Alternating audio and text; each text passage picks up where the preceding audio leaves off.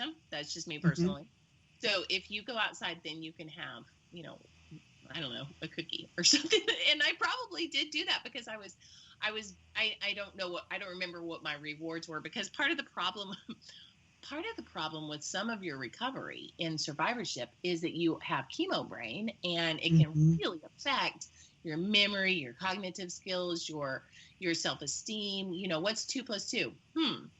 Yeah, I'm going to think about that for a minute. And then you're like, okay, well, I'm just going to give up on that. But to answer your original question, how I would motivate myself, I don't know if I had a friend that called me every day. That helped. And then I guess I'm just different. So different cancers, like the breast cancer and the first ovarian cancer, I just kept telling myself, my kids, I need to get up. They rely on me.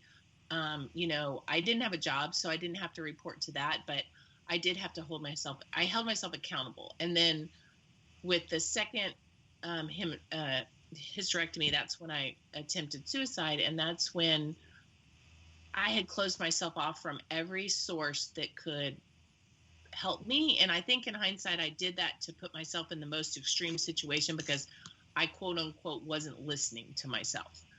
Mm-hmm. This is what I have figured about me. So when you get down and you can't do it and you can't get up, you need to have a plan established before you get there. Like, okay, if I'm feeling sad, I'm going to look on inspirational quotes. If I'm feeling sad, I'm going to read this book. If I'm feeling sad, I'm going to call my friends. And I would suggest that in the onset of a diagnosis, I would recommend that you have like a fall to chart, like something that you contact people and you say to them, I need you to hold me accountable and check in on me, because there are days that you just can't do it. And some days you just pop up and you do it. And with the clients that I've worked with, what I've found is that most of them do want to live, and they're terrified to get cancer again. And it comes in handy when I just say, look, I understand I've had it 5 times, and I have an appointment in a couple weeks to go to the dermatologist, and I'm not excited about that because it looks like my other one looked before I had my ear removed. So, you just kind of have to, it's a hard answer because you can't just give a stock answer. It kind of has to go to the individual, and that's kind of where my skill set comes in. And I didn't realize I had that, but I do.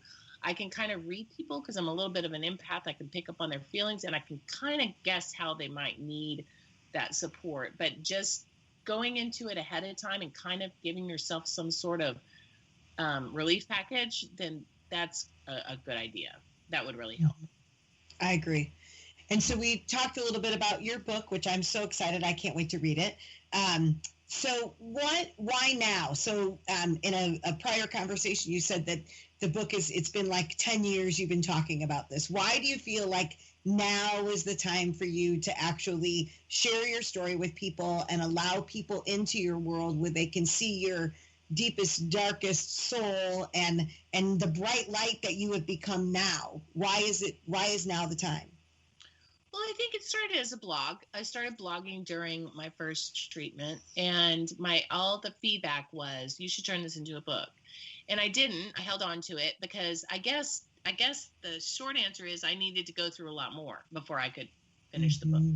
So, I had 4 more episodes, and my mother-in-law, and my husband losing his job, and my son getting married, and just different things that I wasn't there yet. And I feel like I had the knowledge and the information, but I didn't know where to send it. So I needed to get through that part of life and to understand. And funny, I guess as a writer, you're just never quite done. The book came out, unfortunately, the same week that we went in lockdown. And so, as you can imagine, I haven't been able to publicize it. And it is kind of tiny. So I was thinking I might have a second book related to my weight issues. I've had weight issues my entire life. And last weekend I had like a real discovery, kind of like I did with this book. And how my brain works, it's such a mystery. But what happens to me is I go through very creative moments. I might have like a week where I create like 105 things.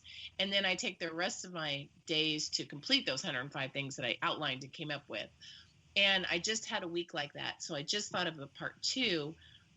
10 years, lots of lessons. I kind of just had a feeling I wasn't done. So I never got to it. That's why it took so long. And then it took a long time to get it done too. Like I would write a chapter and, I would have it proofread or whatever by the proofing team. And they'd be like, go back and change this. And then I would change it and then I would send it and then the change it would get lost. And, it was like, okay. So it was just kind of like, strange, but on the same side that it came out and that I can't push it or do anything, it's also about survivorship. So maybe it was meant to come out right now when there's going to be so many new survivors from this random weird thing called COVID. Well, it's funny because I had said that too. I try, both of us with the work that we do, try and keep cancer at the forefront. People talk about cancer all the time. All of a sudden, COVID now has taken a front seat, but cancer's taken a back seat. Cancer's not gone away. Right. And people, just because everything else is all about COVID, cancer treatment doesn't stop. Like, people are still going to chemo. They're still doing their radiation treatments. They're still in the midst of this. And so I'm excited to have your book. Just what you said, there are going to be more survivors, and people are going to need that inspiration and need to know that they're not alone, more so as this whole thing progresses. Because I think that, what we have found with Hello Gorgeous is that sometimes people will stay away from someone that was just diagnosed with cancer because they don't know what to say, so they say nothing and stay away. Exactly. And so, right? And so I think this lockdown has just been not good all the way around, right? Because these people who feel alone anyway then aren't able to be around their support system. They're not able to be those people that feed them love and that kind of thing. So I think that your book, I think the timing is going to be perfect, because you are going to have people that are in a place where they need your inspiration to say, look, you can get through this. You fought it once, I fought it 5 times, and I'm still here. So I feel like that's where this is. Like I said, it's just a way for you to get the true story of your inspiration out there. I love being able to talk to people in your position because it's possible, right? And that's what people need to hear when you hear those words that you have cancer. It's not a death sentence anymore. It used to be, but they've come so far with research and like I said, the fact that you're still here after all that you've done. I'm so grateful that you wrote a book, because I think that your story does need to be told. Thank you. It was a hard story to tell, and I'm sure there's going to be some unhappy people, but it's just that it's my story, and if you, now it's so important to realize how important sharing your story is, regardless of who it hurts and how painful it is. It's I find it extremely therapeutic, but it's important. Story sharing is what makes the world go round, and has for centuries and centuries. And it's one of the basic ways we communicate. And I think that, getting back to the basics, which we're kind of doing, is a good thing. And I think we talked about this in our call last week. I've been actually, doing things I haven't done. I started back with my art. I started, just all these things that you have extra time, and you realize, why was I so busy before? What exactly was I doing? That's right. I know. And that it's so funny being at home. That's exactly what it is. And that's what I'm hoping, right? I'm really hoping that when we all, we all come back to what normalcy, we're all released, and I hope that people don't forget about the quality time that they spent with their family. My son and I pulled out the Scrabble board and sat and played Scrabble. And I'm so grateful for that time. I hope people don't lose that. I hope that they're able to just hang on to that and put the main thing, the family dinners and eating more at home and those kind of things, so that doesn't get lost when everything opens back up.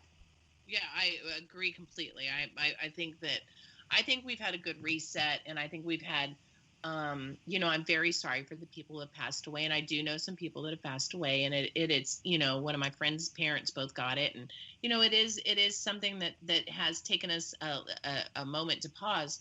And I think it's good. I think our kids will remember this, and I think it set a different bar for them too. Because our family has been mostly unaffected, knock on wood. We're able to play games and enjoy times and reset it. So, It's really, it's been good. And you and I were talking earlier that Hello Gorgeous is, on hit pause a little bit because of the situation, but I guarantee you if you haven't started back up, when you do start back up, that it's going to be crazy good. That's right. I agree. All right, we have about 60 seconds left, so tell people where they can find all about Mama Bear Donita and the services that you offer. Okay, I am at www.donita, Donita, Mama, MAMA, bear.com. I'm on Instagram, Twitter, Facebook, and LinkedIn, all as Donita Mama Bear. And you can get my book on my website, or when this plays, you can put it in the message. I can send it to you. And I really appreciate you having me on, Kim. You make me shine. I wear your sweatshirt all the time. Listeners, I have a sweatshirt that says Hello Gorgeous and all these rainbow tie-dye. It's awesome. I wear it all the time. Well, thank you. I'm so glad we were able to make this happen today. So thank you for joining us, and thank you for sharing your story with our listeners. Absolutely. My pleasure. If you have any questions or comments, or would like to know more about the guests on our show, or for more information about Hello Gorgeous, feel free to contact me at kbecker@hellogorgeous.org, or visit our website at www.hellogorgeous.org. We invite you to follow us on Facebook, Instagram, or download our mobile app. Thank you for joining me today on Hello Gorgeous, Everything Beauty, Cancer, and Inspiration. I'm your host, Kim Becker, and until next time, stay gorgeous.